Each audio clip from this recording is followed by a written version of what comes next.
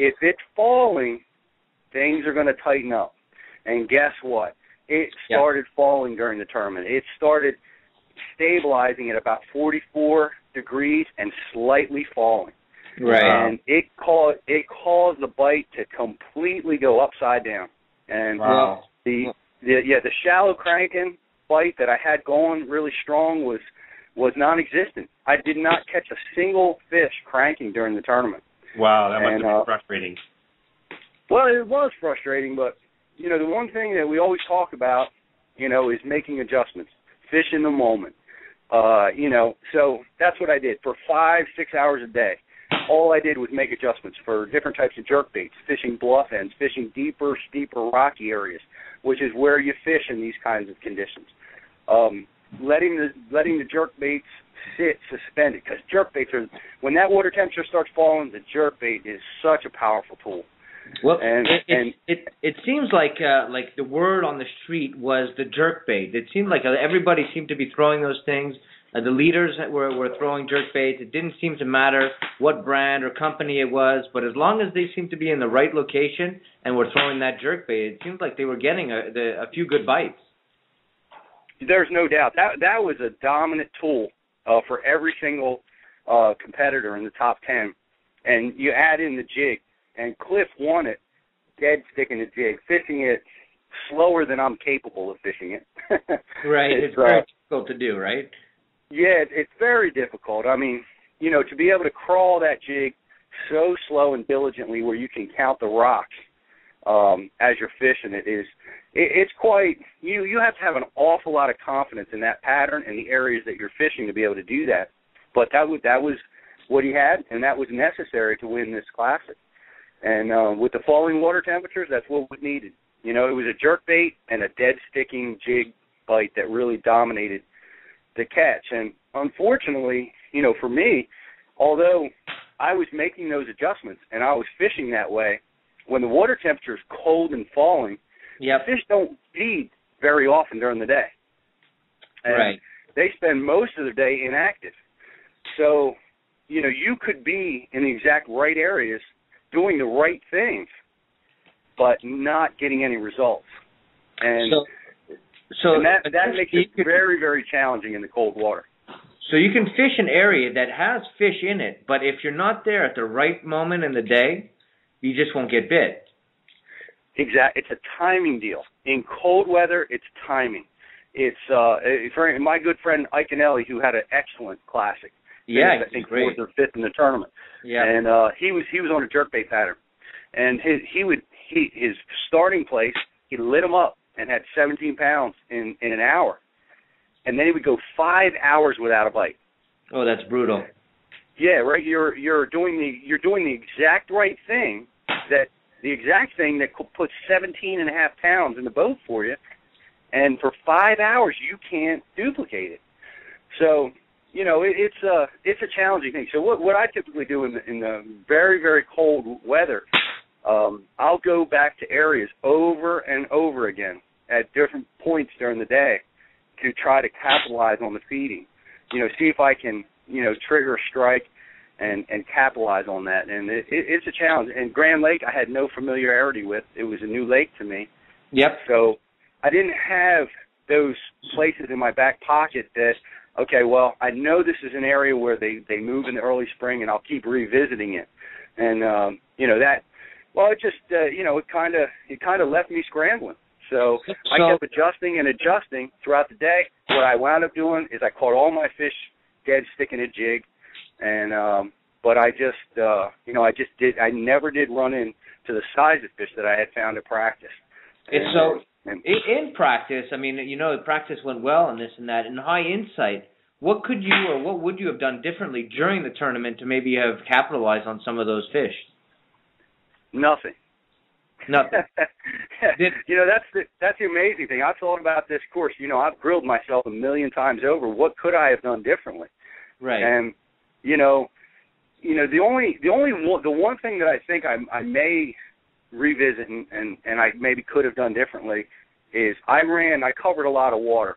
I was trying to find areas of the lake that were holding a little bit warmer water temperatures, and I burned a lot of fuel. I ran around the lake the Everroot ran phenomenally in the 20-degree temperatures, by the way. And I just ran all over the place and trying to find just slightly more active fish, where a better strategy for me would have been to just continuing to revisit the areas that I had had success with, waiting for that, waiting for the afternoon bite, or, but it felt, I can sit here and say that. Yeah. But I went 5 hours each day without a bite. The first 5 hours of each day without a bite. You want to talk about mental toughness? Yeah. I mean, or challenging your mental toughness. I mean, it'll break the most confident angler, to go to your very best place, your second best place, and your patterns A, B, and C, and you're still without a bite. I mean, it will rock you to your core. Oh, Sport's a humbling sport, and I had a great time fishing it, though. I sure did. Yeah, I've seen guys break down after just a couple hours of not catching a fish. It can be tough. How much? If I'm looking at it, Pete, and we know, and I watched a couple of your videos that you put up on YouTube, and a lot of times, especially in the morning and early in the day, I see, you're breathing, you can see your breath in the air. So that told me you were fishing a lot of really cold weather. Do you think, and now that I've heard your explanation so far, so to you, I was going to say, do you think that cold weather, did you use it to your advantage? Obviously, that cold weather played to your disadvantage with those falling water temps, right? Yeah, well, see, that's the part that I think I missed or misplayed a little bit. We had, during our practice round where I shot those videos, you saw my breath. Right. It was cold. I mean, it was 20 degrees in the morning and 34 degrees in the afternoon. Right. And those are the exact same temperatures we saw on the first day of the tournament. So, from a strategy perspective, I felt like it was going to be the same. I felt like the conditions were going to be very similar. The patterns that I found should apply. But what I missed and really kind of, didn't really catch up to until, I was well into the tournament, was that it was similar conditions, but the water temperature falling was different. And, when we arrived at Grand, it was cold and it was starting to warm just slightly. Right. And the whole body of water was moving in a positive direction.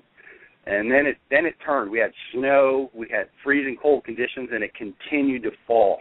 So it was slightly different, just slightly. I mean, you could hardly tell. You had to really keep detailed notes on your water temperature to even notice, tenth and 20, 0.2, 0.3 temperature dropping. Right. On your temperature readout. It was just subtle that you might not even catch it. But that's what was happening, and that changed the bite, and then honestly, I just missed it.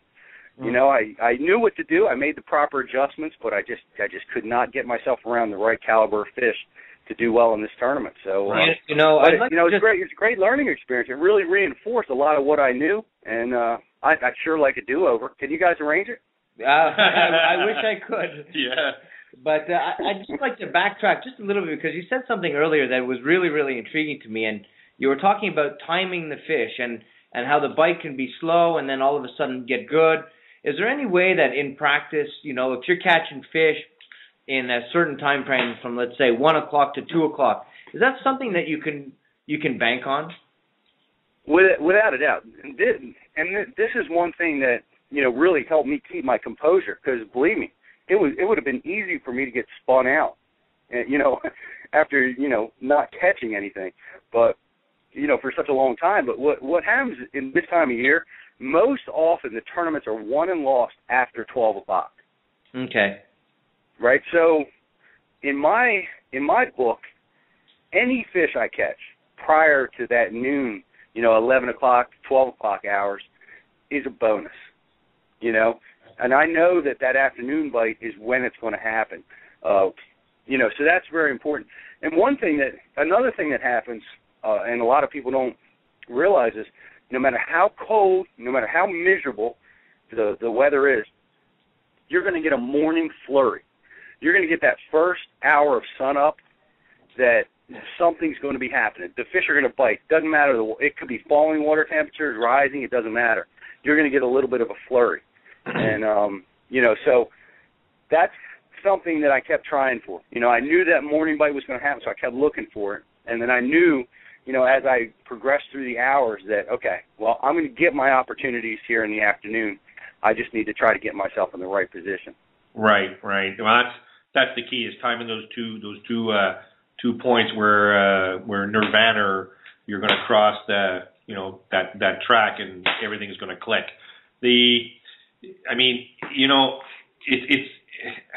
You've been in the game a long time, Pete. This has been something you're used to doing. You're a professional fisherman. What do you see? And in a couple of weeks, we're trying to line up a young man who you fished against in the Classic by the name of Mr. Jonathan Carter. It was the first time in the Classic, and I'm sure he'll have some stories to tell us about nerves.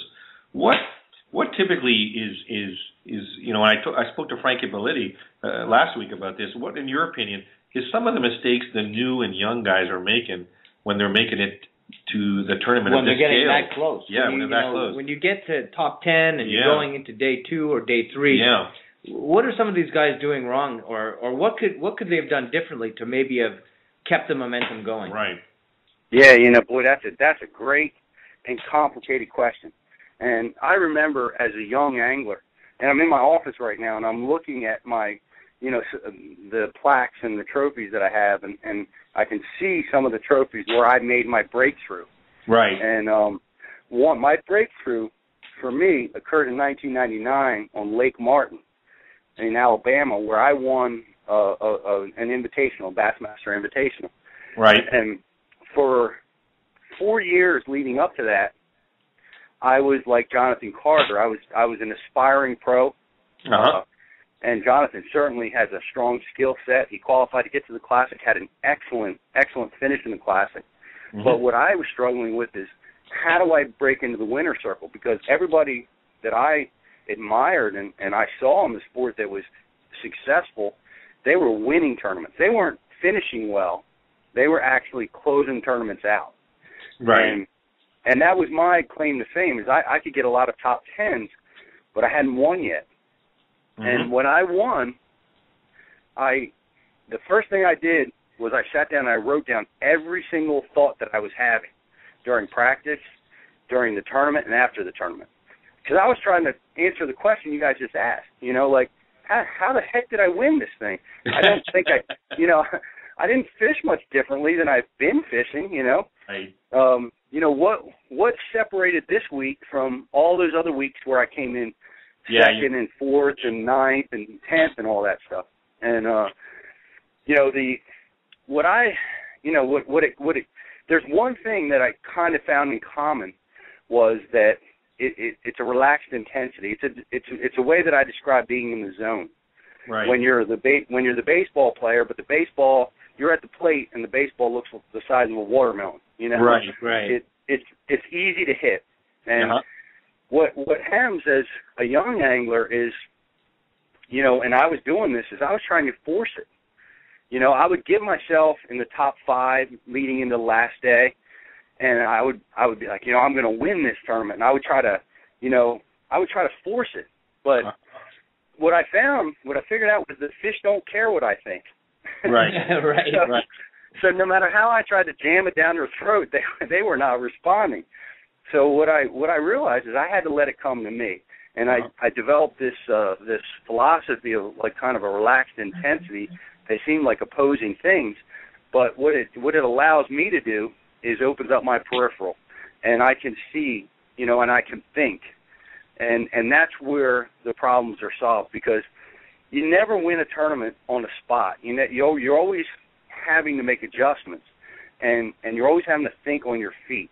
And if you're too intense, if you're too caught up in the hype, if you're too much trying to force that win, you're not going to have your peripheral wide enough to be able to see what's happening on that water.